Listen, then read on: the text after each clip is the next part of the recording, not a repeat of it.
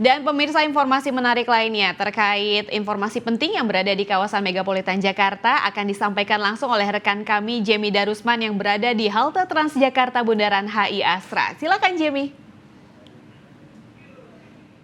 Ya, Dila dan juga pemirsa, tidak terasa ya, ini sudah sebulan lagi atau tepatnya 34 hari lagi, maka kita akan menggelar perhelatan demokrasi pilkada serentak, termasuk terkecuali untuk wilayah DKI Jakarta. Nah, kira-kira sejauh apa optimalisasi sosialisasinya terhadap warga di sekitar sini?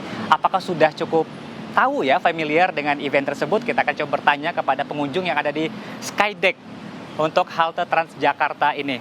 Nah, pakai ada yang asik foto-foto nih. Halo, selamat malam, Mbak Mas. Maaf ya, ganggu foto-foto. Bagus nih fotonya kayaknya ya. Ini apa nih? Pulang kerja atau lagi main aja? Iya, pulang kerja. Pulang kerja. Ya. Dengan Mbak siapa namanya? Tami. Mbak Tami dan Ya. Mas? Diki. Mas Diki. Oke, ini kita lagi ngebahas persiapan dari Pilkada DKI Jakarta. Nah, kira-kira Mbak Mas tahu nggak kapan? Tanggal 27 November. Wih, kok jagoan tahu. Jumlah paslon, tahu nggak ada berapa? Tiga ya? Tiga, betul ya.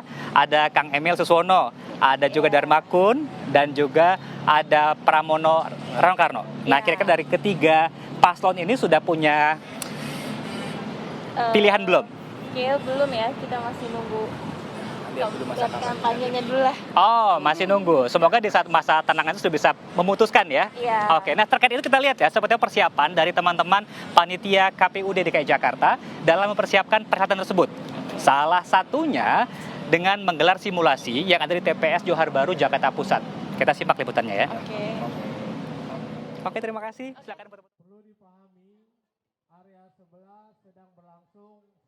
KPU DKI Jakarta menggelar simulasi dalam rangka meningkatkan pemahaman serta mengukur efektivitas kinerja KPPS dan efisiensi waktu pelaksanaan pemungutan dan perhitungan suara di TPS. Anggota KPUD Jakarta Dodi Wijaya mengatakan, simulasi ini dilakukan juga guna mengetahui apakah dengan total sebanyak 600 pemilih nantinya, pemungutan suara akan dapat rampung di jam 1 siang sesuai yang sudah dijadwalkan. Dodi juga mengatakan adanya hal baru dalam kegiatan pemungutan dan penghitungan suara pada kali ini, yakni diubahnya layout TPS serta penggunaan aplikasi Sirekap untuk proses rekapitulasi.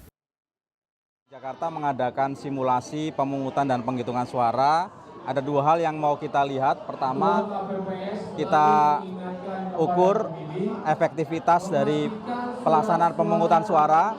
Yang kedua, pemahaman petugas penyelenggara terhadap peraturan perundang-undangan. Jadi kita akan mengukur dan mencermati kira-kira dengan 600 pemilih di satu TPS, apakah selesai jam 13.00.